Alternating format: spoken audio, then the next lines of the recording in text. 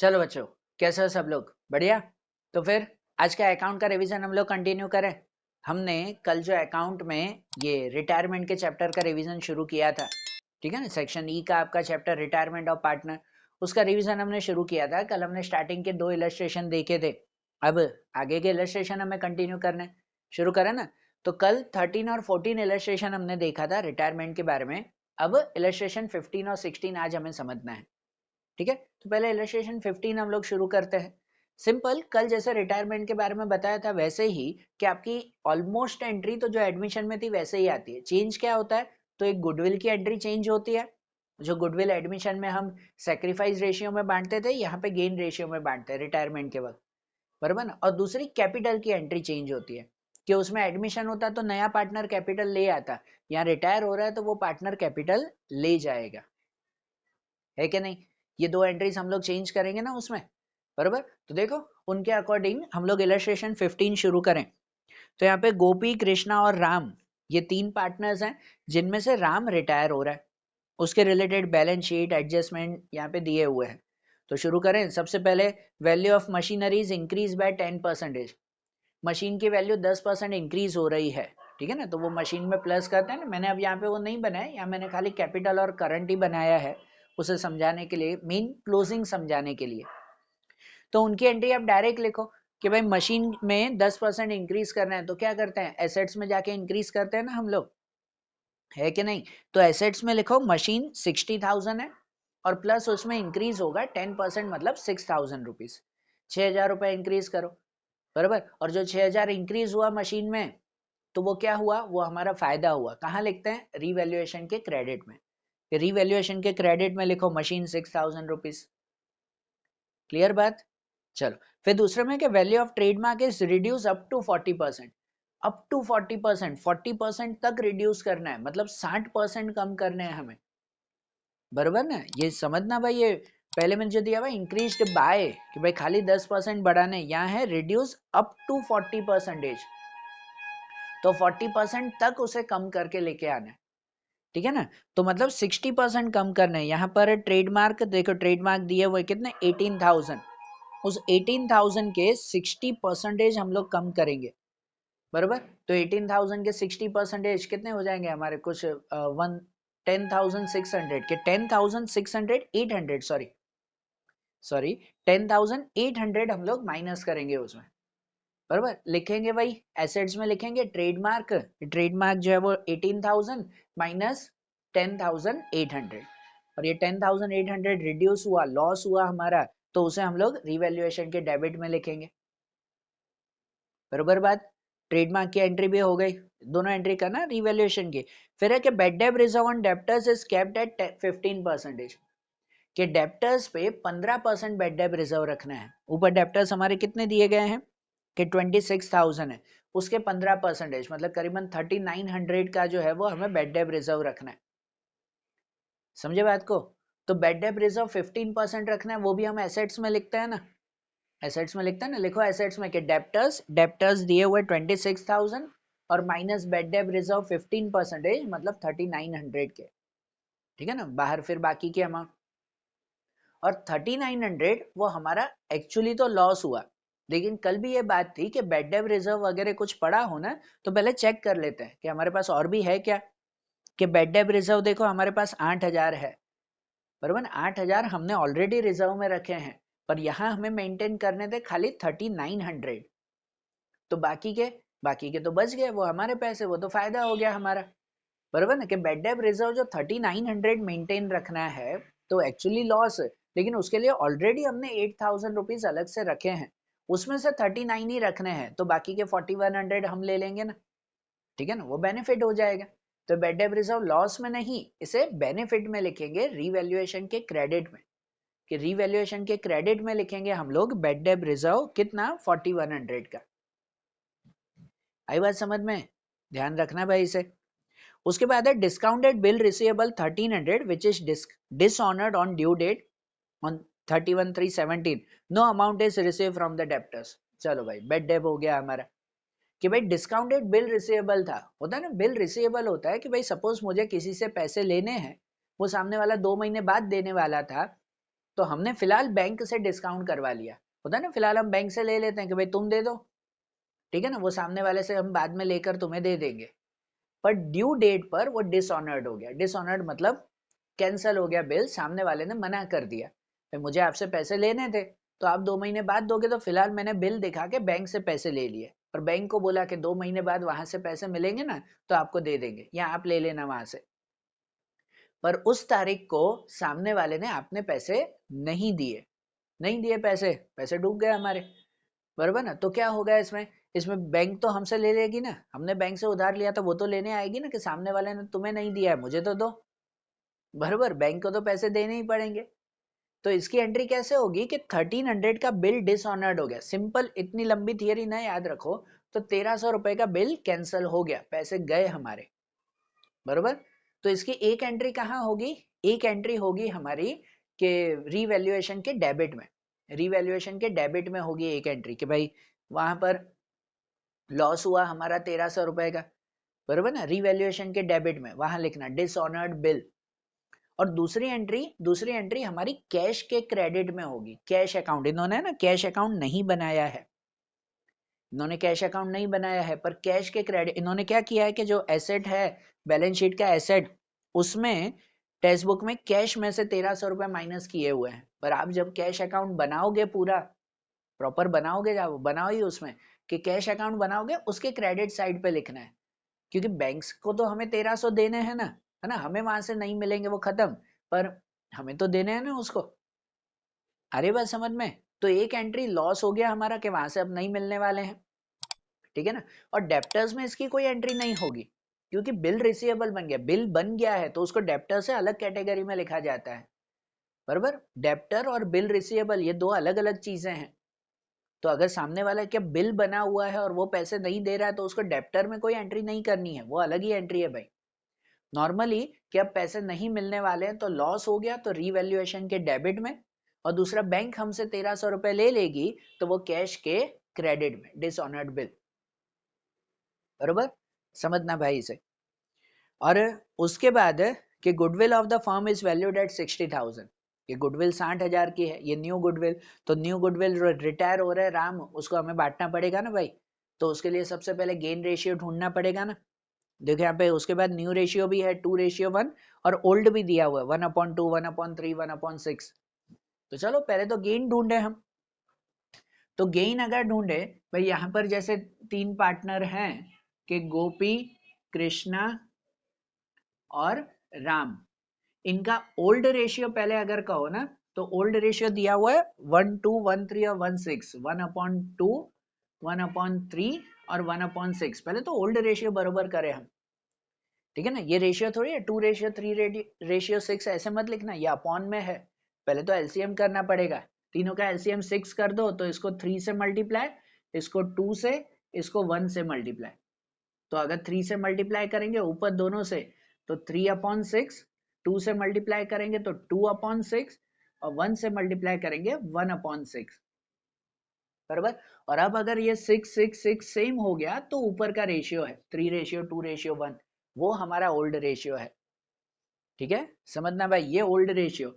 और new ratio अगर कहो, तो न्यू रेशियो गोपी और कृष्णा का कितना दिया हुआ है 2:1 है, राम तो रिटायर हो रहे हैं, तो गोपी और कृष्णा के लिए 2:1। तो अब गेन ढूंढे, न्यू माइनस ओल्ड करते हैं ना।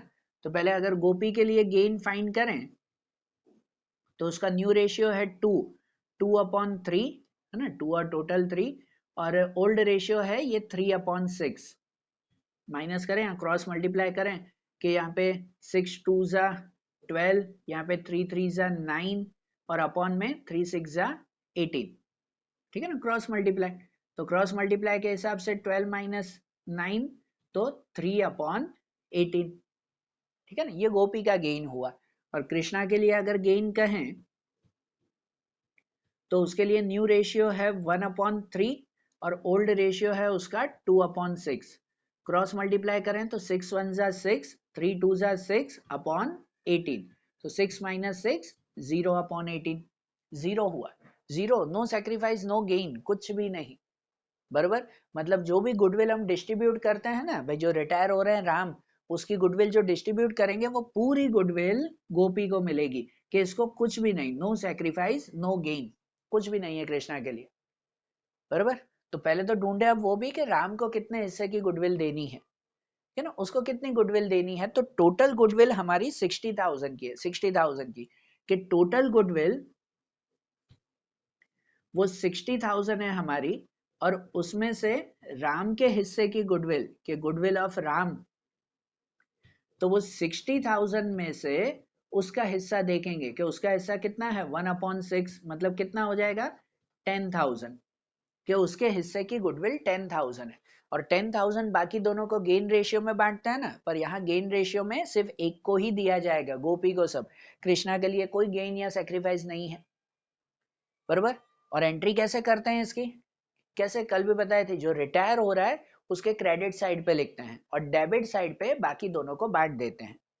तो रिटायर हो रहा है उसके क्रेडिट, अच्छा क्रेडिट में अब करंट अकाउंट में, ये तो चैप्टर 5 में भी रूल था कि जब कैपिटल और करंट दोनों हो ना, कैपिटल करंट दोनों हो, तो उसके लिए हमेशा कैपिटल में सिर्फ कैपिटल की एंट्री, जो स्टार्टिंग की एंट्री है, बाकी सब एंट्री करंट में आएगी।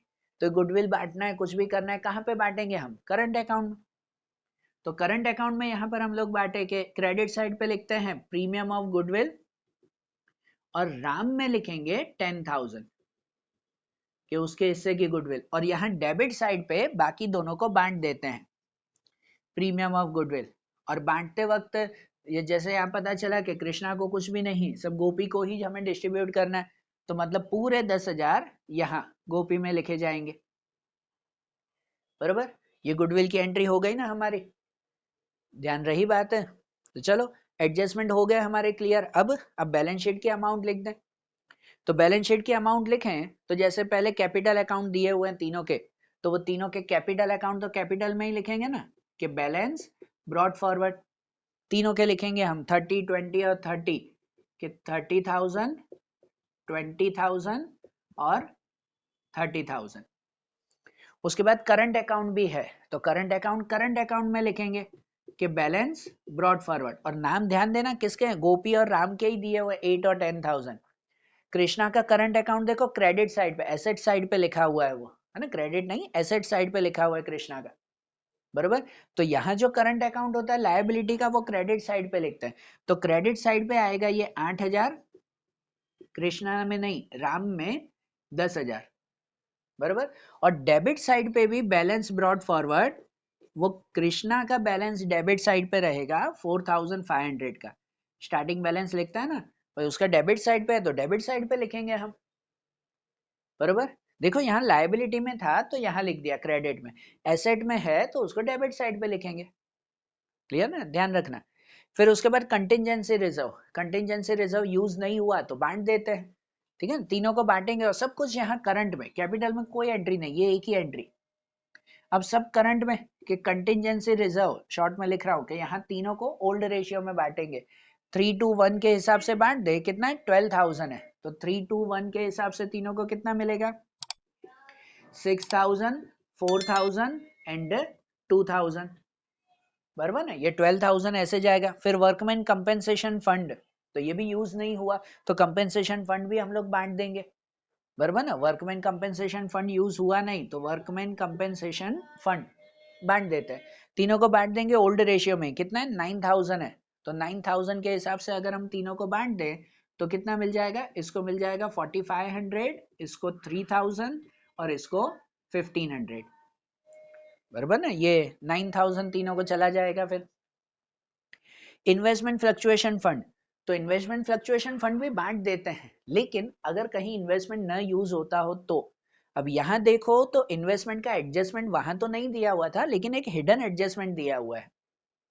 यहाँ लिखा हुआ है इन्वेस्टमेंट मार्केट वैल्यू 15,000 है और बाहर 40,000 दिया हुआ है, बरोबर। ये इन्वेस्टमेंट का एक हिडन एडजस्टमेंट है, तो समझना कि भाई इन्वेस्टमेंट 40,000 के थे पर वैल्यू उसकी 15,000 हो गई, मतलब 40 में से 15,000 करीबन 25,000 का नुकसान खाया हमने, बरोबर ना, 25,000 का लॉस हो गया हमारा, लॉस हो गया ना, तो ये मार्केट वैल्यू हुई, तो पहले तो ये इन्वेस्टमेंट की एंट्री हमें एसेट में करनी पड़ेगी, एसेट में जाके लिखना कि इन्वेस्टमेंट 40,000 माइनस लॉस या डिक्रीज 25,000, कि 25,000 का लॉस, तो बचेंगे हमारे 15,000 रुपए।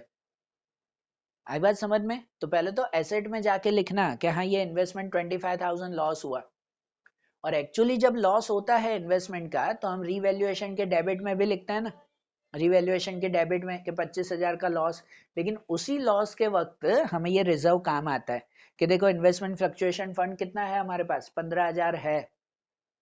मतलब कि जो 25,000 का नुकसान हुआ उसमें से 15,000 हमारे पास पड़े हैं, तो बाकी का नुकसान हमारा कितने का हुआ, 10,000 का हुआ।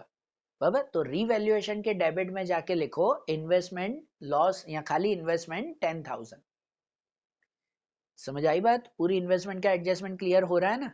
बराबर ना? तो मतलब ये इन्वेस्टमेंट फ्लक्चुएशन फंड बांटना नहीं है, यूज हो गया हमारा कि इन्वेस्टमेंट पे 25,000 का नुकसान हुआ था, उसमें से ये 15,000 यूज हो गए हमारे। क्लियर? बाकी 10,000 का लॉस लिख दिया। ठीक है, समझना भाई। फिर उसके बाद क्रेडिटर्स है, तो क्रेडिटर लायबिलिटी में लिख दो as it is, bad debt reserve कर दिया था हमने।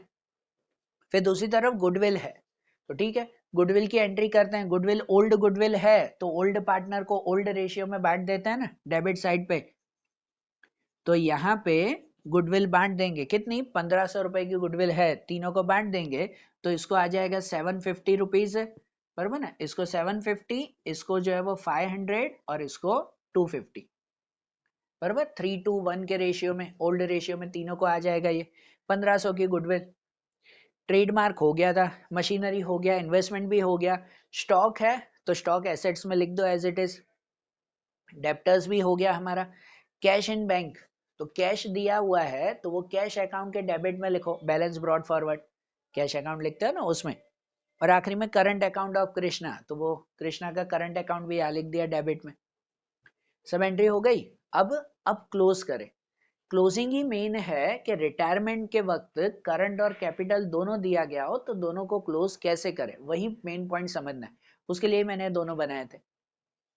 अब क्लोजिंग करोगे तो सबसे पहले तो आप रिवैल्यूएशन अकाउंट क्लोज करोगे, और रिवैल्यूएशन अकाउंट क्लोज करके आप करंट अकाउंट में पहले ट्रांसफर करोगे। देखो मैंने रिवैल्यूएशन बनाया नहीं है, अगर आप यहाँ देखो तो देखो रिवैल्यूएशन में लॉस आ रहा है 12,000 का, जो लॉस तीनों को आया ना, 6,000, 4,000 और 2,000 का, बराबर ना?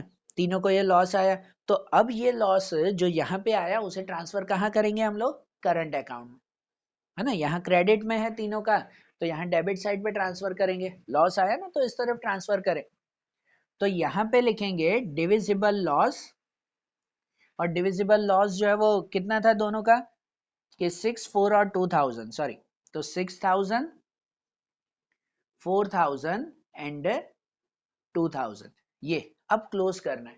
तो अब यहाँ पॉइंट समझो, जब कैपिटल करंट दोनों अकाउंट हमारे हाथ में हो तब उस वक्त पहले जो रिटायर हो रहा है उसका अकाउंट क्लियर कर देते हैं दोनों, बराबर?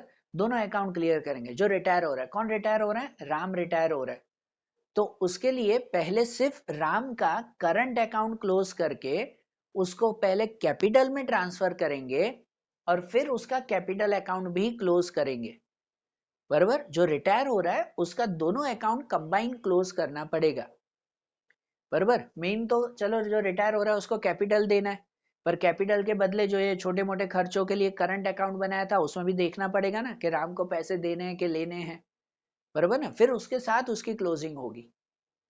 इसीलिए ध्यान देना, जब रिटायरमेंट है तो पहले जो रिटायर हो रहा है उसका अकाउंट क्लोज करो। भाई राम रिटायर हो रहा है तो उसका अकाउंट यहाँ पे क्लोज करेंगे हम लोग, कि इस तरफ का टोटल ज्यादा है ना, करंट में तो कोई भी साइड का टोटल ज्यादा हो सकता है, कि अगर इस साइड का टोटल ज्यादा है तो कितना होगा, 20 और 23,500, 23,500, यहाँ पर भी वही लिखेंगे 23,500, और उसमें से ये ऊपर की अमाउंट हम लोग माइनस करेंगे। कितनी माइनस करनी है, 2,250, तो मतलब कुछ आ जाएगा हमारा 21,250, यही बचेगा ना 21,250, हाँ वही बचा, मैंने सिर्फ चेक किया कि 21,250 ये बचा।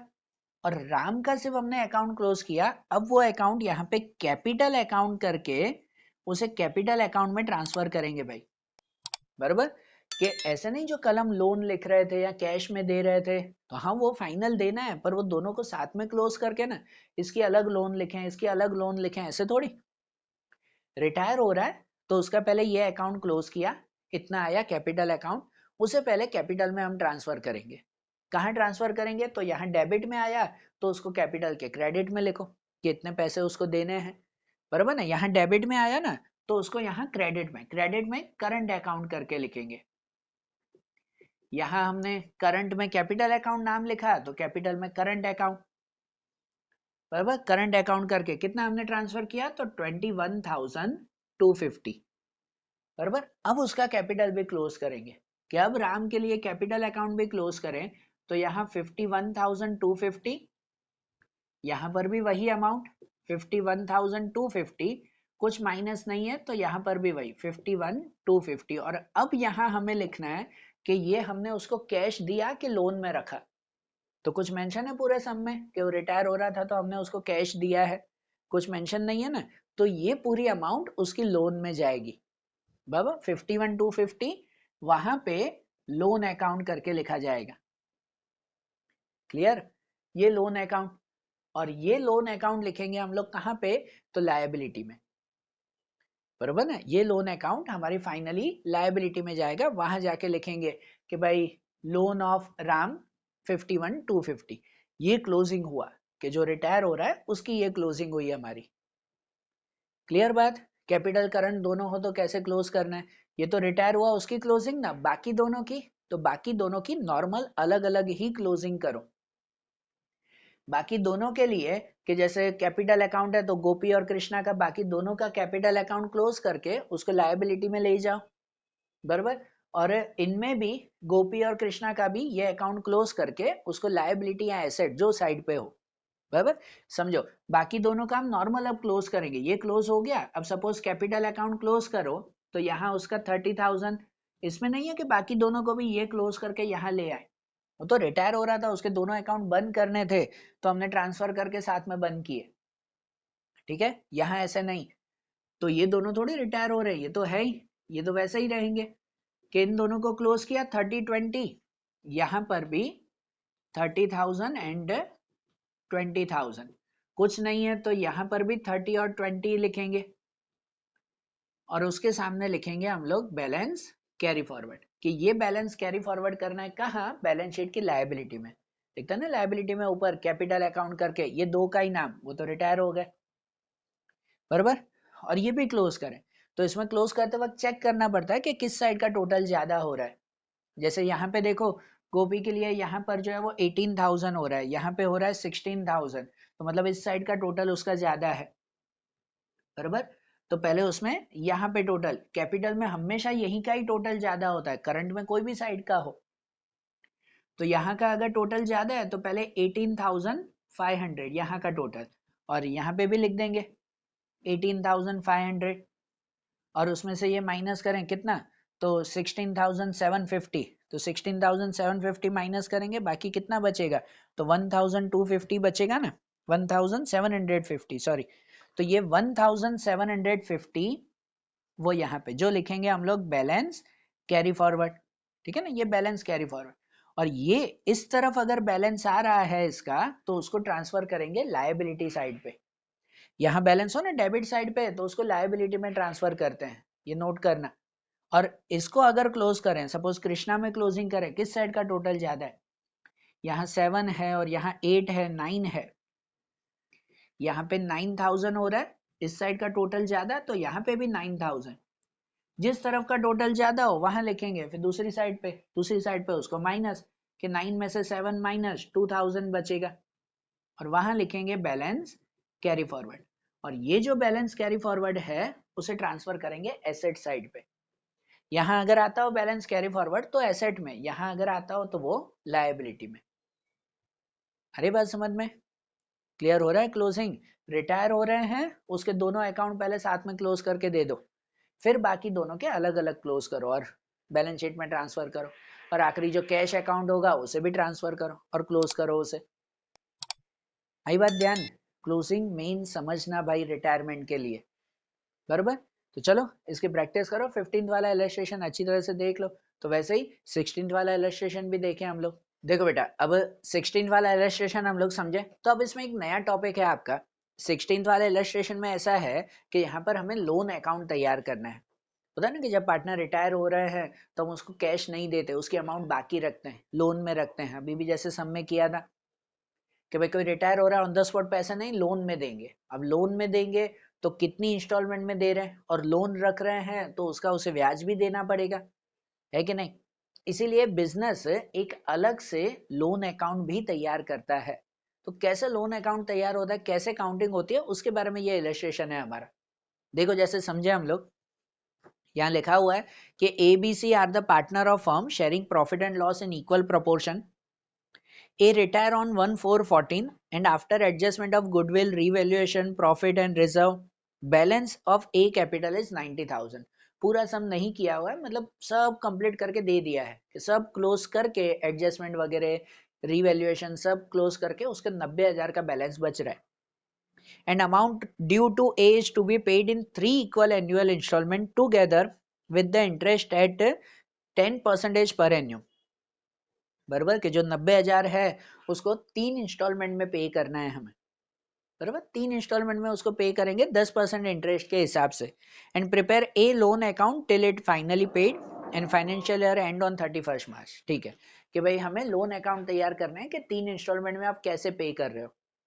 तो जब हम पे करते हैं ना उसको, भाई जो भी इंस्टॉलमेंट में 3 हो, 4 हो, 2 इंस्टॉलमेंट हो, तो पहले थोड़ा सा रफ वर्क कर लेते हैं कि भाई उसको अमाउंट देनी है 90,000।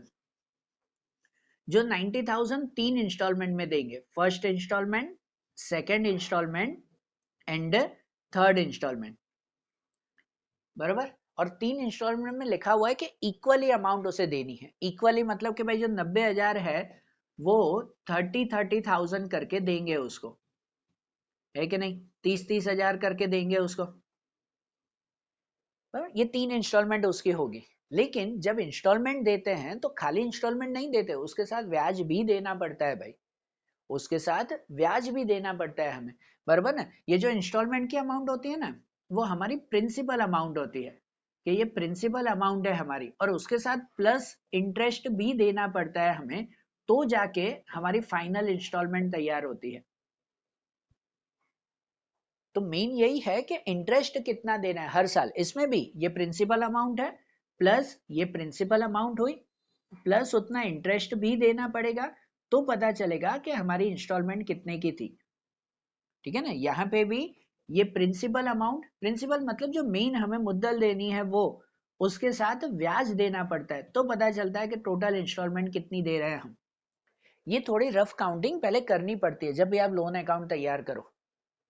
तो इंटरेस्ट ऐसा होगा, यहां दिया हुआ है कि 10% के हिसाब से हम इंटरेस्ट दे रहे हैं।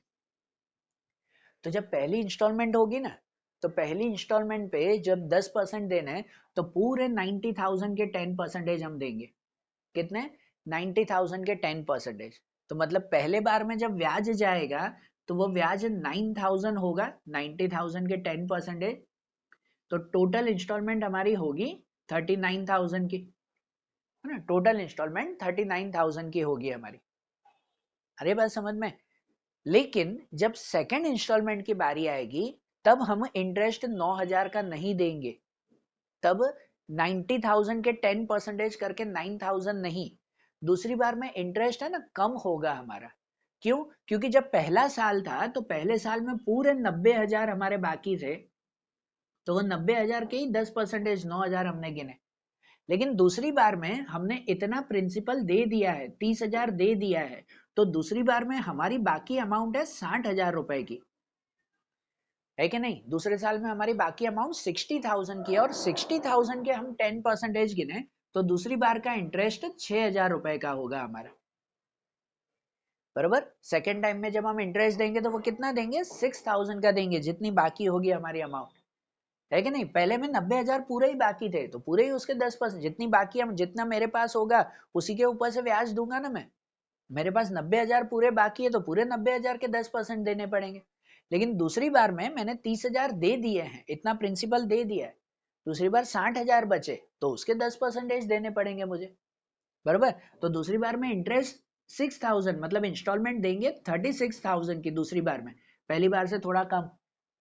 अब तीसरी बार में और कम होगा कि जो 60,000 थे, 60,000 में से भी 30,000 हमने दे दिए, तो अब तीसरी बार हमारी अमाउंट बची है 30,000, और उसके 10% गिनेंगे हम, वो 3000 है, बरोबर ना। उसके 10% 3000 गिनेंगे, मतलब कि अब यहाँ पर हमारी इंस्टॉलमेंट आ जाएगी कितनी, 33,000 की। तो ऐसे 3 इंस्टॉलमेंट हमें पे करनी है, बरोबर। ये रफ वर्क पहले कर लिया करो, 2 इंस्टॉलमेंट, 3 इंस्टॉलमेंट, 4 इंस्टॉलमेंट कितनी है, कितना ब्याज दे रहे हैं वो खास। क्लियर बात।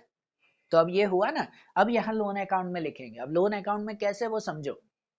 तो लोन अकाउंट शुरू करेंगे यहाँ से। लोन हमारी लायबिलिटी है, मतलब क्रेडिट साइड से शुरू होगा कि कब से लोन इसकी शुरू हो रही है, तारीख को, कब वो रिटायर हुआ है, 1/4/14 को, 1/4/14 को ना। तो यहाँ पर 1/4/14 बैलेंस ब्रॉड फॉरवर्ड करके लिखेंगे। बैलेंस ब्रॉड फॉरवर्ड करके लिखेंगे कि भाई कितना बैलेंस था, स्टार्टिंग कितना बैलेंस रखा, 90,000 से लोन शुरू हुई, बराबर ना। ये बैलेंस ब्रॉड फॉरवर्ड करके लिखेंगे। फिर उसके बाद साल के एंड में काउंटिंग करते हैं। जो ये इंटरेस्ट, ये इंस्टॉलमेंट, इसको साल के एंड में गिनते हैं, बराबर। तो साल के एंड में 1/4/14, इसका साल खत्म होगा 31/3/15 को। तो लिखते हैं ऐसे कि यहाँ पहले क्रेडिट में लिखते हैं 31/3/15 और उसमें इंटरेस्ट अकाउंट कि जितनी अमाउंट थी उसके ऊपर हम लोग ब्याज दे रहे हैं, उसके ऊपर इंटरेस्ट दे रहे हैं। तो पहले साल में कितना इंटरेस्ट दिया हमने, इसलिए वो काउंट करके रखता है। पहले साल में कितना इंटरेस्ट दिया, 9,000 का, तो 9,000 का इंटरेस्ट हुआ, बराबर। यहां लिखते हैं इंटरेस्ट अकाउंट के जितनी अमाउंट थी उसमें इंटरेस्ट भी ऐड होगा।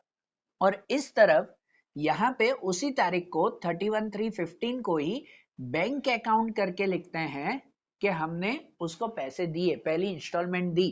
पहली इंस्टॉलमेंट कितनी दी हमने, 39,000 की, विद इंटरेस्ट इतना हुआ ना हमारा, इसलिए वो काउंटिंग की ना साइड में कि पहली इंस्टॉलमेंट हमने उसको दे दी कितनी, 39,000। हर साल यही करना है कि यहाँ ब्याज गिनना है कि एक साल का ब्याज कितना हुआ, और यहाँ पे बैंक अकाउंट करके उसको पे कर देंगे कि भाई कितना पे किया, पहली बार में 39,000। और ये एक साल की काउंटिंग पूरी हुई तो एक साल को क्लोज करते हैं। इस साल को क्लोज करेंगे कि भाई यहाँ पे क्लोजिंग कर देंगे, यहाँ हो जाएगा 99,000, यहाँ पर भी जो है वो सेम क्लोज करेंगे 99,000, और उसमें से 39 माइनस करेंगे तो बचेगा 60,000। ये 60,000 31/3/15 उसी तारीख को लिखेंगे हम लोग बैलेंस कैरी फॉरवर्ड करके, ठीक है ना। बैलेंस कैरी फॉरवर्ड, ये कैरी फॉरवर्ड करना है आगे। अरे बात समझ में, बराबर। अब ये बैलेंस कैरी फॉरवर्ड यहाँ पे नए साल से, दूसरे साल से होगा। देखो पहले साल के एंड में 60,000 ही बचे ना, फिर जितने दे दिए थे। अब दूसरे साल में आएगा कि दूसरे साल में हम लिखेंगे अब 1/4/15 को, 1/4/14 नेक्स्ट ईयर होगा। फिर से यहाँ पे लिखेंगे अब बैलेंस ब्रॉड फॉरवर्ड कि अब बैलेंस ब्रॉड फॉरवर्ड कितना होगा, तो 60,000 होगा, बरोबर ना। बैलेंस ब्रॉड फॉरवर्ड 60,000, 60,000 लेकर आया ना यहाँ पे। और उसके ऊपर फिर से जब ये साल खत्म होगा 31/3/16 को, ये साल खत्म होगा तब उस पे गिनेंगे हम लोग इंटरेस्ट अकाउंट, ठीक है ना। अब इस पे ब्याज गिनेंगे, कितना ब्याज, तो दूसरे साल का ब्याज कितना था हमारा, 6,000 का था, बराबर ना। कि भाई दूसरे साल का ब्याज था हमारा 6,000 का, कि ये 6,000 रुपीज उस पे इंटरेस्ट होगा, बराबर ना। यहाँ इंटरेस्ट, और यहाँ पे 31/3/16 यहाँ पे बैंक अकाउंट करके लिखेंगे कि दूसरी बार में इंस्टॉलमेंट कितनी दी। हर साल वही बैलेंस आगे ले आओ, यहाँ इंटरेस्ट दे दो, यहाँ पे इंस्टॉलमेंट दे दो। तो यहाँ इंटरेस्ट 6,000 का, और दूसरी बार में इंस्टॉलमेंट कितनी दी हमने, 36,000 की इंस्टॉलमेंट दी। तो यहाँ लिख देते हैं 36। पहले वो रफ काउंटिंग कर लोगे ना तो ये अमाउंट लिखना इजी रहेगा कि देख के ही लिखनी है। ऐसे तो यहाँ से भी काउंट हो जाती है, पर वो पहले कर लो काउंट, तो यहाँ खाली वैल्यू रखनी है। अब ये भी बैंक क्लियर हो गया। अब इस साल को भी क्लोज करेंगे कि इस साल को क्लोज कर दो, यहाँ पे आ जाएगा 66,000। वही टोटल यहाँ पर भी इस साल भी क्लोज करें 66,000, और उसमें से 36 माइनस करेंगे तो बचेगा 30,000, है ना। 30,000 बचेगा, डेट वही 31/3/16, और वहां लिखेंगे बैलेंस कैरी फॉरवर्ड, बराबर। अब ये कैरी फॉरवर्ड आगे करना है, फिर से इसको आगे कैरी फॉरवर्ड करना है कि अब यहाँ पे दूसरा साल शुरू होगा 1/4/16 को। अब 1/4/16 फिर से बैलेंस ब्रॉड फॉरवर्ड, है ना। 3 साल है तो वो 3 साल चलेगा ना हमारा। थर्ड ईयर में बैलेंस ब्रॉड फॉरवर्ड, अब कितना ब्रॉड फॉरवर्ड करेंगे, ये 30,000। कि 30,000 यहाँ ब्रॉड फॉरवर्ड किया, फिर से इसका जब साल खत्म होगा, वो साल खत्म होगा 31/3/17 को, बरोबर ना, ये साल खत्म होगा, फिर से इस पे इंटरेस्ट देंगे, इस तरफ लिखेंगे उसका इंटरेस्ट कि एक साल का कितना इंटरेस्ट काउंट हुआ उसका, तो थर्ड ईयर का कितना इंटरेस्ट था हमारा 3,000 का, 3,000, और उसी तारीख को यहाँ पे 31/3/17 यहाँ पे लिख देंगे बैंक अकाउंट, है ना, कैश या बैंक अकाउंट, और वहां कितनी हमने इंस्टॉलमेंट दी 33,000 की, कि यहाँ पे इंस्टॉलमेंट दे दी 33,000, और 3 साल के बाद अब दोनों का बैलेंस हो जाएगा हमारा इक्वल, कि अकाउंट क्लोज हो गया, पूरी हो गई, यहाँ पे भी 33,000 और यहाँ पे भी टोटल कर दो 33,000, बराबर ना, दोनों का अकाउंट क्लोज। समझ आई बात है, ये हमारा लोन अकाउंट बना। ठीक है भाई, 2 इंस्टॉलमेंट 3 इंस्टॉलमेंट था तो 3 इंस्टॉलमेंट, 4 होता तो ऐसे 4 साल में करते, हर साल भाई यहाँ ब्याज गिनना है, यहाँ पे इंस्टॉलमेंट देनी है, यहाँ ब्याज गिनना है, यहाँ इंस्टॉलमेंट, बाकी का बैलेंस आगे लेते जाओ। क्लियर है, सिंपल है, नोट रखो इसे। हाँ आता है, अगर क्वेश्चन हो के 8 मार्क में आता है कि नहीं तो पूछते हैं कभी कभार भाई, ठीक है ना, बाय चांस आता भी है, रेयर है पर आ सकता है, इसीलिए। तो अब ये भी एक बार नोट कर लो, अच्छी तरह से देख लो ये इलस्ट्रेशन। अब जो आगे के इलस्ट्रेशन है, आगे का रिवीजन है, वो अब हम लोग नेक्स्ट वीडियोस में देखेंगे। ओके, चलो, थैंक यू।